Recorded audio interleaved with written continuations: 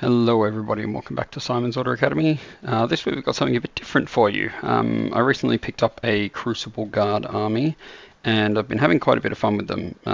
I picked them up like maybe 2 weeks before they announced that they were releasing the whole thing from most of it from my mini factory. And so I made the decision because this was the last army that I played in Mark III before I stopped playing because of CID, and I had a whole lot of fun with them back then, and so I thought, since I wasn't having too much fun with Gravediggers, maybe I should try something, go back to something that I know that I did have fun with originally. And because, they haven't changed a whole lot since I played them in Mark III, I thought the Crucible Guard would be a good faction. And one of my friends had an army that he wasn't using, and he was open to me buying them off him. So I did so. So you'll get to see them played today. So we're playing Wolves at our heels, so you can see that there are two 50mm objectives in the middle. There's 2 unit objectives off to the player's left flank, and then there is a flag off to the player's right flank. So in this one, you want to be moving your unit objective up the board towards your opponent's table edge. If you get it over the halfway mark, then it disappears and you score 3 VP.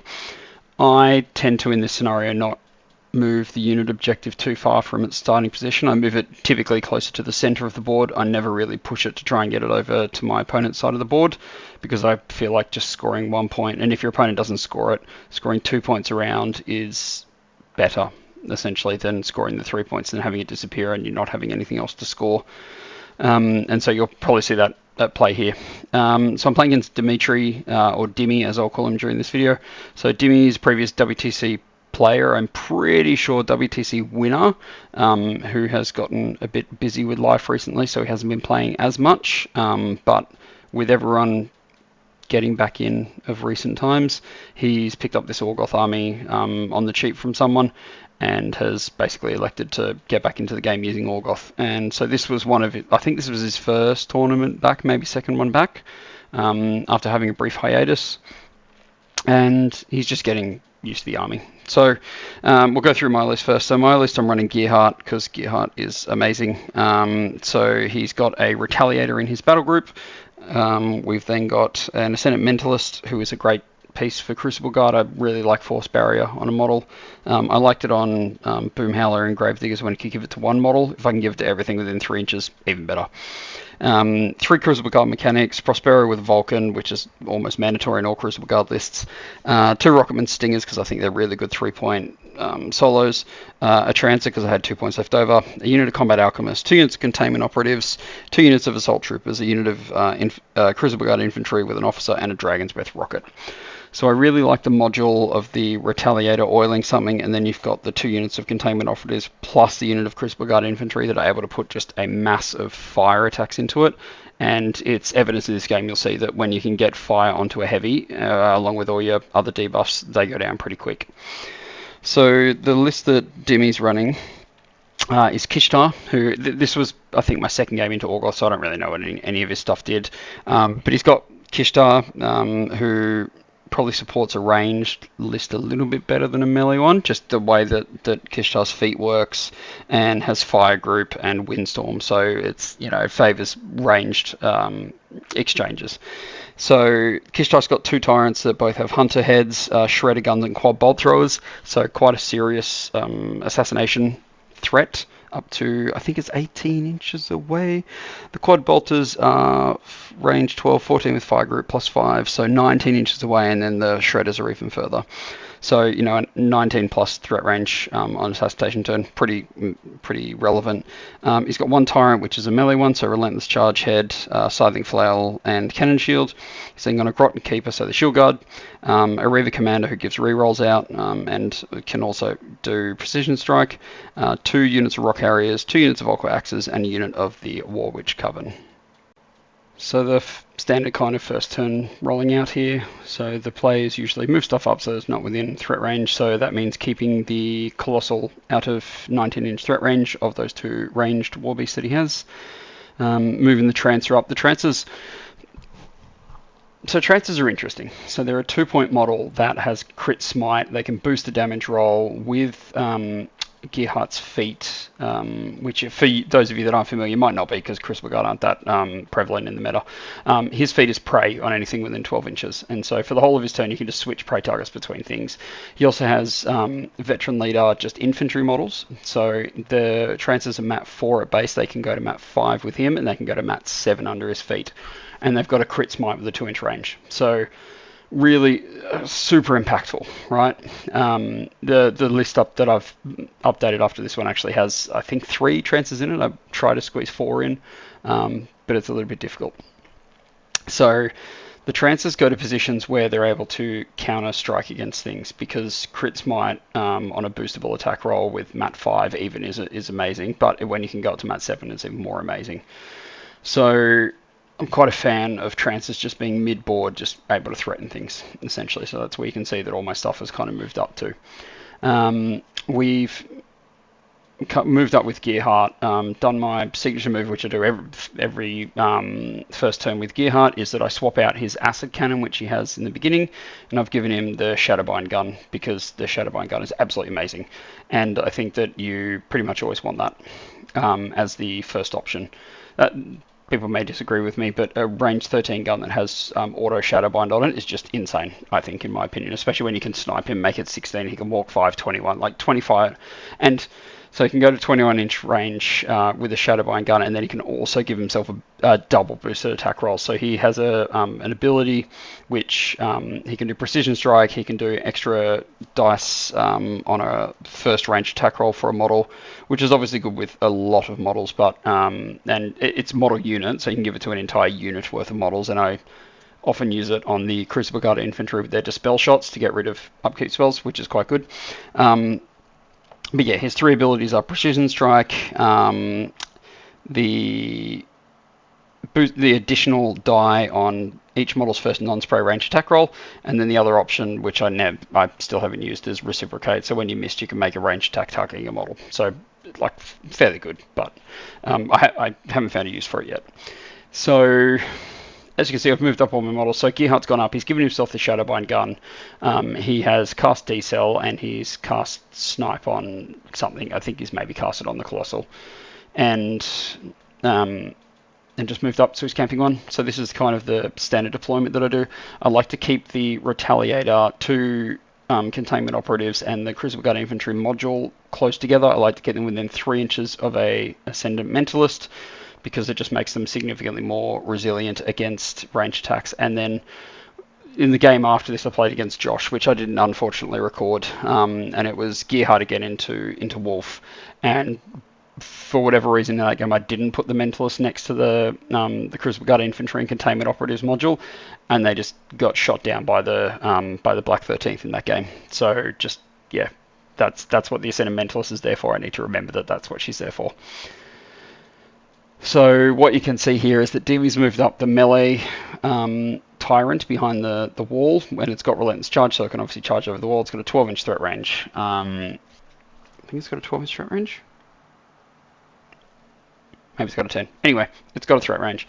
The 2 shooty Warjacks have stayed back, because if they come to within 20 inches of the Vulcan, I can, not reliably, but put a lot of damage on the Warjacks with Rust.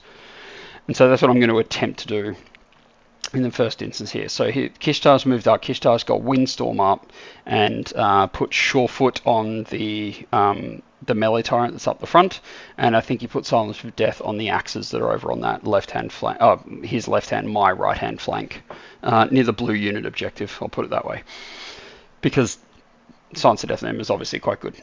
So what I'm going to do here is I've got the Shadowbind gun, so Gearhart is going to walk up, so he's up Cap Snipe, he's going to walk up himself to within 10 inches of that Tyrant, which is currently a Def 17, I think, behind the wall. He's going to give himself an extra dice to hit, and, you know, rolling a 10 on 4 dice, that's fairly easy, right? Nobody would ever miss that. Let's get 4 dice, let's roll them, aiming for a 10, boost the hit roll, of course, so for 4 dice. And then we roll a 9 on 4 dice. So it's a 1, 1, 2, 5, I think, is the roll. So no Shadowbind, that's fine. We didn't want to kill that guy anyway. So what Shadowbind, what I like about the Shadowbind is not just the -3 def, which is obviously relevant when you've got a heavy standing behind a wall and threatening basically my entire army. What it does is it basically makes them spend an extra focus the next turn to shake it. So you've got a heavy that's got 1 less focus, which the value of can't be understated. And then, sorry, Gearhart, after he's done that, cast decel and then uses the hit and run tactics card to just move behind that forest that's in the middle there. And so then I go, okay, so decel's up, so I've got defense against range attack rolls. There's not much that is actually going to threaten me from range here. He's only got a couple of guns on the gun jacks, and they're obviously dedicated to taking out a heavy or a colossal or a warcaster. And so I'm fairly confident here that I can threaten up the board without much ranged reprisal. And so then the mechanics give focus to the Vulcan, and Prospero goes and casts Guided Fire, which is the standard move that you do. So his Warjacks, so even with Windstorm up, because I've got Snipe, it basically counteracts Windstorm. So he moves up to within 10 inches of that Tyrant. He's got Guided Fire. He's got 3 focus. So he puts in a Rust shot onto it. It is shield guarded by the Ghrotten, whatever that guy's called. He is a Ghrotten, I want to say Sentinel. Is it Ghrotten? No, Ghrotten Keeper. So he shield guards the first rocket. I then reload and do a second rocket into the Tyrant again. And then I just put 2 corrosion sprays into it, basically. And I obviously don't kill it, and it can heal if it wants to next turn. But it, yeah, I don't do as much damage to it as I was expecting because I forgot about the shield guard. So what that means is that now that melee Tyrant is threatening my Colossal. And so I move these Combat Alchemists up so that they are in the way, and he has to get rid of them first. And they're a bit of a pain under decel, so they're def 16 with stealth in that in those clouds, and they have armor 13, so blast damage isn't going to do a whole lot to them. But importantly, they're stealth, and so he's going to have to probably charge them with something because none of his guns are AoE. He doesn't have a Golgast in this list. So then the Assault Troopers on the left move up. Importantly, the Ascendant Mentalist moves up, puts up Force Barrier, so that Colossal is now currently def 10, armor 23 against ranged, which is important because it means that although Dimmy's got blessed on the, I think it's the quad, no, it's the Shredder, the one that you had that has powerful attack, that has blessed on it, but if he wants to actually put some damage in with the quad bolt throwers against armor 23 at base, they're going to be dice -9, so he's not going to do much. So he needs to play blessed on one of the Tyrants with guns, and has to use the Blessing of the Gods card to do so. So I feel like I'm in a pretty good position here. Whatever he brings in to deal with the Colossal, and I feel like the only thing he's got to do this turn is kill the Colossal, and if he doesn't, he's going to be in a world of pain because I'm threatening basically the entire board where he is. The Colossal is not actually on that objective because I figured that if I brought him up to within 3 inches of that blue objectives, he'd be too close to Dimmy's army, and he would be able to charge and put him down, essentially. And so I've got... So you can see next to the Colossal, if he does bring stuff in to try and melee it, I've got the 2 Stingers that are in base to base with the Ascendant Mentalists. I've got all of the Infantry and the combat Containment Operatives behind that wall and within 3 inches of the Ascendant Mentalist, just waiting for that heavy to come in and try and put damage onto my Colossal. Because if he does, that thing is just going to evaporate, basically. Because I'm going to be getting a bunch of power 13 boosted. He may be rusted. If I lose the Colossal, he may not be rusted. But typically he should be rusted. One of the reasons why actually in this list I'm considering bringing Gorman in, so I've got a second source of rust in the list. But anyway, that's another discussion for another time. The only source of rust currently in this list is the Colossal, and so if he removes the Colossal, I don't have the rust debuff. And so yeah, so everything's kind of poised to counterattack. So I've got the Trancer that's behind the forest, I've got the 2 Stingers, I've got on the right hand flank, I've got those Assault Troopers that can come in and hit whatever tries to get into it. So I feel like I've got a pretty good counterpunch if he does try and come in and engage me this turn. And down on the left, I've got the the Dragon's Breath rocket staring down those axes, and I've got the assault troopers who are waiting for him to put pretty much anything onto that, the left hand, the red cohort objective, so that if he does put something within 3 of it, I get 3 assault troopers onto it, essentially, at the very least, if not multiple other things. So I feel like I'm in a really good position here. So I don't usually like going first. Dimmy won the roll and chose to go second and chose the side. So I was forced to go first in this instance, and I feel like that I'm projecting power with this. I mean, you can see how far up the board my models are. I feel like I'm projecting power well going into this turn. And so Dimmy's kind of talking about what he wants to do. And what he really wants to do this turn is kill that Colossal, and he's going to use his 2 ranged Warjacks to do it, and he's going to use his feet to do it as well with Kishtaar. But what he's got to do, so these are the Silence of Death axes. They're just going to run over and claim that objective, because there really isn't much else that can do it, because the War Witch cover need to stay in the middle to empower the Warjacks that are there. And so bottom side here axes go to this obstruction objective, and the top side axes go to the 40mm objective. So in the end, he just, and this again potentially was maybe a mistake, but he just puts the Colossal in the middle and he just goes in and kills one of the Combat Alchemists, and that's it. And I'm like, oh, okay, that's an interesting activation. What I was expecting was the Rhok go in and clear out the Combat Alchemists, and then repo, and then that guy charges in, because he's got a 10 threat range. I had a 10 threat range on my gun, so I know that he's in melee range. But Dimmy moves this melee Tyrant first for whatever reason, so he's there and he's in the mix. So then the Rocks go, and they obviously kill the remaining Combat Alchemists. We figure out that he can actually fit this Rhok into the objective terrain, so he can contest that, and then he just moves another way. So this would have been, I think, a perfect time to move. If he had killed the Combat Alchemist with the Rhok in the first place, this is when the melee Tyrant could have gone in, but he didn't do it for whatever reason. So we'll find out very soon how that goes. So the War Witch Coven move up, they empower the Warjacks. Kishtaar wants to focus, because what Kishtaar is going to do is move up feet and do the ricochet shots into, I think it's a ricochet. It is, and do ricochet shots into the Ascendant Mentalist, who is within 3 inches of the Colossal, which is like a good use of ricochet, I think. Because if you can get rid of the Ascendant Mentalist, that drops the Colossal's armor by another 2, and that armor buff doesn't, as far as I'm aware, get ignored with Blessing of the Gods. Maybe it does. Just thinking about it now, I'm just going to go and double check. But I think Blessing of the Gods says spells. Elevated music.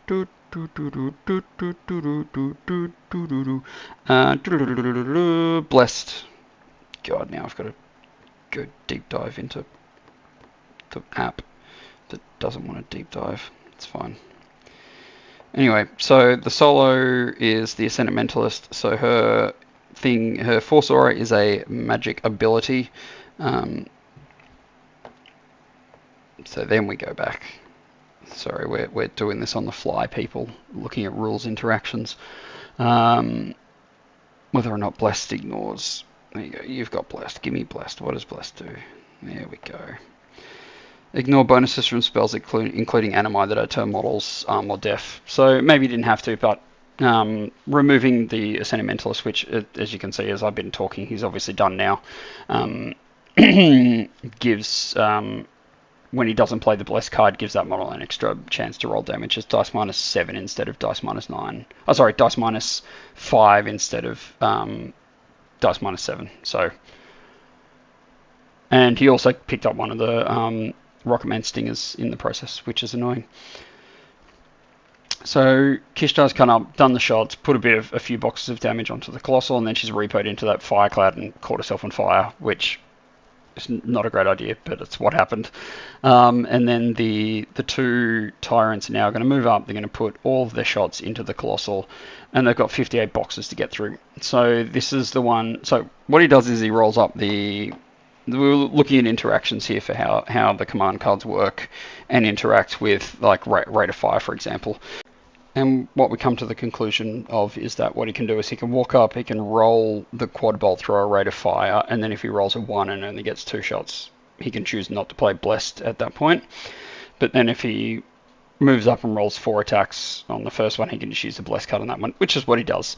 So then he gets 4 attacks that are dice -5 basically into the Colossal, and then he gets a the Bless attack as well. And so he's doing some, like, a fair amount of damage. I think he does half of the Warjack's boxes, or close to it. Yeah, I think there's maybe one that's not damaged with that first one, and then so he moves up the other one. So I'm pretty confident at this point that I'm not going to lose the Colossal, because he's only got 2 focus on this Warjack, and like that's, you know, obviously a limited resource. And then he rolls pretty well, and I'm like, oh, this could end badly. But it's fine. The Colossal still got a fair bit of boxes left, and he is using. This is the last one of his resources. Basically, there's no more shots that are coming at it after this guy's finished, and then that's it. And then I think he boosts the last damage roll on one of them.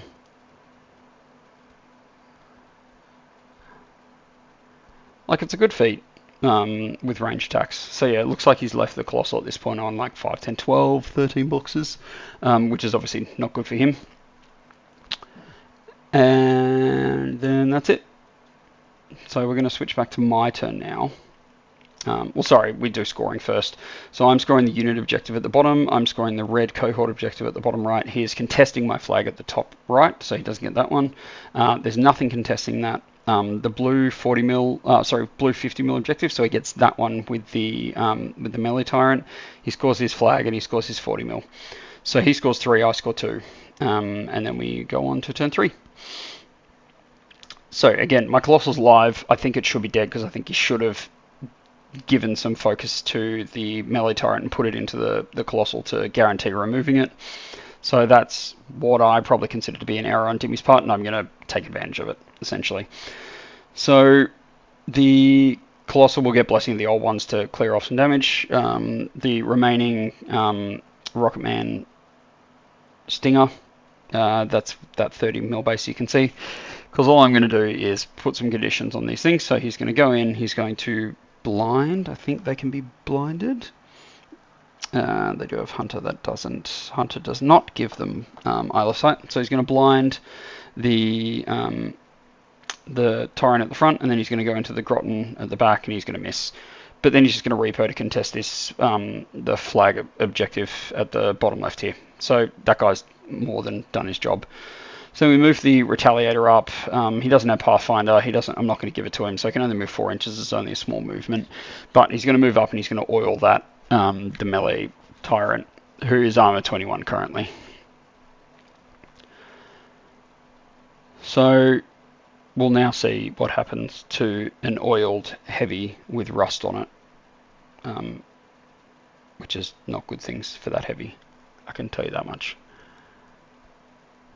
Oh, there we go. So we'll play Blessing of the Gods. Oh no, maybe the mechanics have gone up and repaired it instead of me playing Blessing of the Gods. I can't see, not Blessing of the Gods, Old Faithful. I'm pretty sure I played Old Faithful. Maybe I had an abundance of focus and I just used mechanics to repair instead. Anyway, Gearhart moves out. This Tyrant is blinded anyway. And so Gearhart's going to feat. And I think he gives himself the knockdown gun at this point. I think. Yes, okay, so he did give himself the knockdown gun. He shoots the Tyrant, the Ghrotten Keeper shield guards it, it gets knocked down instead. But Gearhart's right here, so with the feat, what did I feat on at this point? I think I've feated on the, I think at this point I've still feated on the Tyrant at the front. And so Clog goes, he makes Gearhart shoot again, and I'm pretty sure he rolls a double one and misses the blinded Def 7, the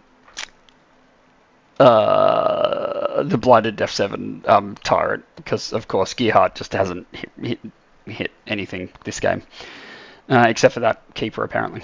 So then we are going to go with my Infantry. So we're going to go with the Crucible Guard Infantry first, I think, and... Oh, no, we've got to go with the Colossal first, because if we go with the Colossal, I have to... So I can rust We have to go with the Colossal first so I can rust the Tyrant. And I'm pretty sure he just puts some melee attacks into the rocks, and... Yep, clears them off. I think that's what's happening here.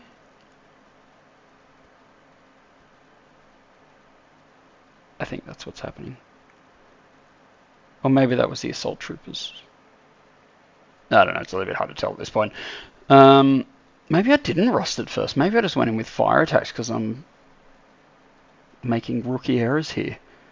Because this is definitely the containment operatives that are shooting into it now. So their power 13 goes to 15 under the feet, and is boosted. So it's dice even with his shield up, it's dice -6. That's still not bad odds. Like I should be doing 4 to 5 damage per shot, and that thing can only withstand 2 units of this. So anyway, so then the Crucible Guard, yeah. So maybe I haven't rusted it. Maybe that comes later. So then the Crucible Guard infantry are probably going to fire now. Do some shots, and then they're going to, yeah, here we go. So it's the Crucible Guard infantry that are firing. And they quite comfortably remove the Tyrant, the melee Tyrant from the table from the front there. And then looking for other targets. The Rhok is in combat. I haven't given them the extra dice to hit. I don't know what I did this turn. I might have done Precision Strike, but I'm not sure. Now, what I should have done here, see where I put this Colossal here? This is what I should have done. Because what this is doing is getting on the objective. It's blocking Gearhart from line of sight from the shooting heavies. And then I second guess myself. That was actually probably the perfect position. And I go, no, I probably should go there so I can put melee attacks into the rocks. Completely unnecessary, I think, at this point in time. But I don't want to waste my melee attacks, essentially, is why I'm doing this. Because, under the feet, and with Prospero, the Vulcan is Mat 9, which is decent against Def 13 rocks. I probably could have just sprayed them. I probably could have just hit them with assault troopers. Like, does it really matter? I think moving over there and blocking line of sight to my caster is the most important thing, because Dimmy's list does have a gimme in that it wants to kill your caster, basically, with those 2 ranged attack, the ranged heavies, which output a lot of volume fire. So this is probably a misplacement of my Colossal.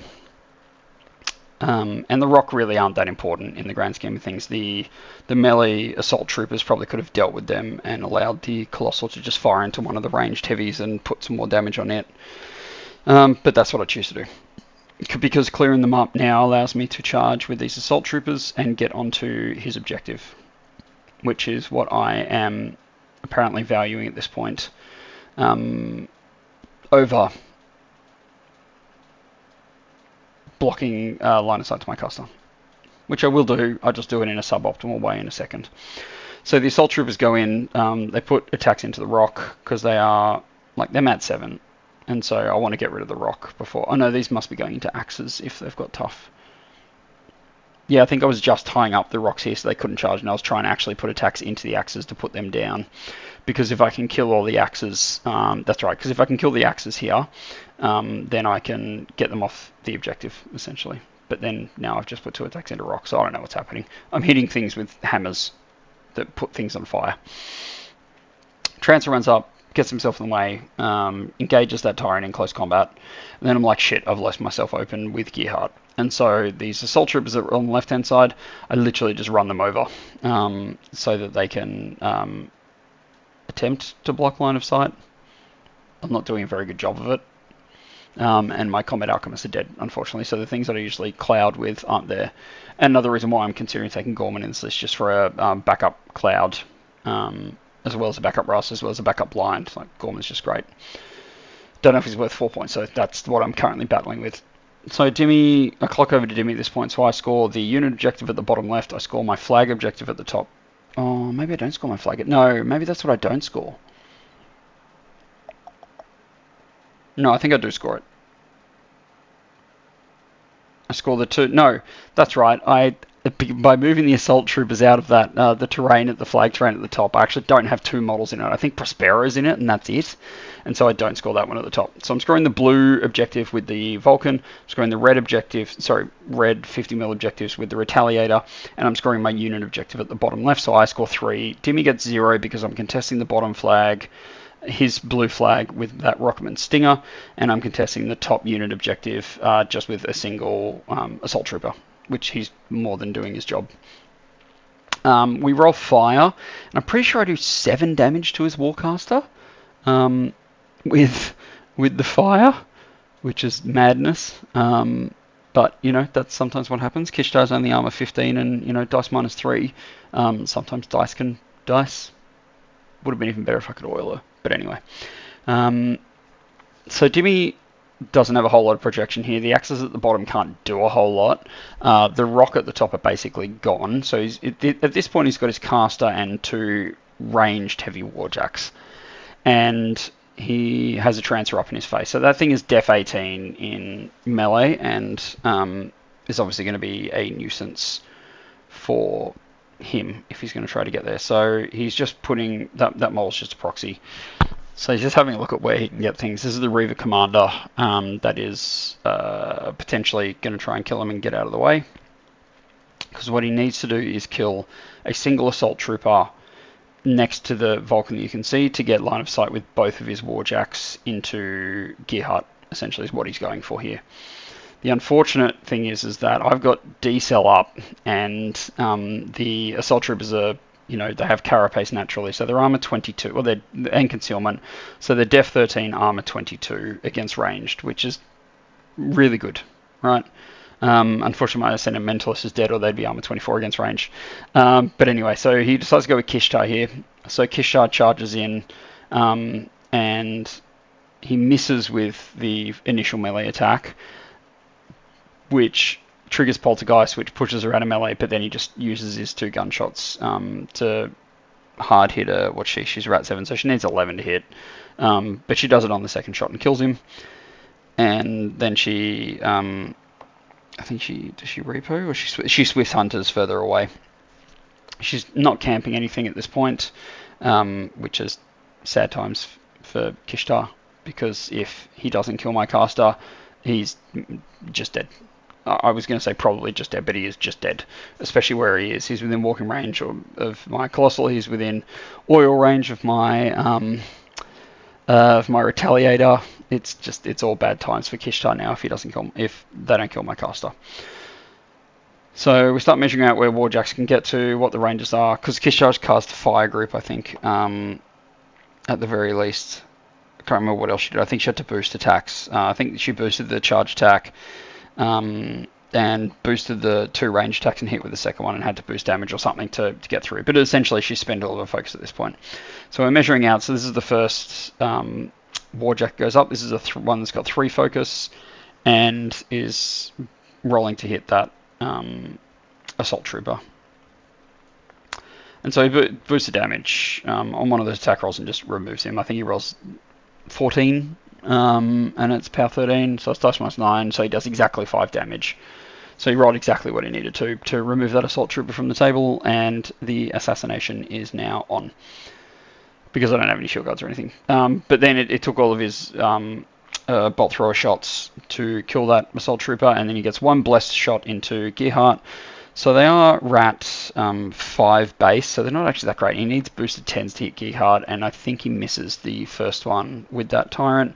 So then he walks up the second Tyrant, puts some shots into Gearhart, and basically doesn't put him down. And that's all she wrote, really, because the second one that walked up only has 2 focus, so only gets limited boosters. They both miss their attacks, and Gearhart's just having a great time. So he then moves up these axes on the right to kill the Rocketman Stinger so that they can score that objective. We then measure over on the left, and he only has to kill 1 Assault Trooper to score that objective, so he does so. And then basically just says, I need to go to the bathroom, just kill me. And so I proceed to do so. So he scores 2, I score another 2, so I don't overtake him. The reason he did that was just so he didn't auto-lose at the end of that turn. So then I'm looking at this and I'm like, okay, so Gearhart has the knockdown gun on him, so he doesn't even need to swap it. So all he's going to do is give himself snipe to push the range for that gun up to 11. He's still not in range to aim and shoot with 11, as I measure right here. So he's about half a mil out. So he moves up, he boosts the attack, he gives himself an extra dice with give him what for, 4 dice attack. He and Kishtaar, who's def 15, he's right 7, need an 8 on 4 dice, and thankfully this time I get it. I slam him 3 inches into the slam Kishtaar 3 inches into the fire cloud, and then I boost damage, and that's it. It's power 15, it's straight dice, and I roll. I think I roll 11, and he already took 6 damage from the fire, and so that was it. So I hope you enjoyed the game with Crucible Guard. Unfortunately, their rules may change, not this weekend, but the following weekend at Lock and Load. I'm hoping they don't change too much because I'm having a bunch of fun playing them at the moment, and they're just a really flavorful and I like Rube Goldberg machines, and that's exactly what Crucible Guard are. You need to get all these things working in order, and then you hit them with the, whether it's the Containment Operatives plus the Infantry with oil on the target, with rust on the target, and you just layer all of these buffs to take down heavy targets, but they can also hit, lower armor, higher def things as well with bonuses. This is just Gearhart. Gearhart's I don't have a whole lot of experience playing this game again. Gearhart's got to be one of the best casters in the game. I don't see how he can't be. He just seems so versatile. He just does so many things. I just have a lot of fun with him. And so you'll be seeing a lot more Crucible Guard coming up in the near future. Sorry if you were here for Gravediggers content, but that army just really is not fun to play. Maybe it's because I'm bad at games, but I just wasn't having fun. And so I've decided to pivot and try the Crucible Guard out, and eventually I'll have my Storm Legion as well, but you will be seeing Crucible Guard for the foreseeable future, and hopefully that's something that everybody is ready for. Alright, so thanks everyone for watching again. Again, leave feedback. I modified the last video based on feedback, and have less views on it as a result, but who cares? I'm not here for the views. I'm here just to create stuff like this so people can enjoy watching it. So if you got feedback, I do take it on board. I do modify what I do based on what feedback you provide. So yeah, give it to me uncensored. I'm not a delicate flower. You can tell me something and hurt my feelings and it'll be fine. I'll make constructive changes from it.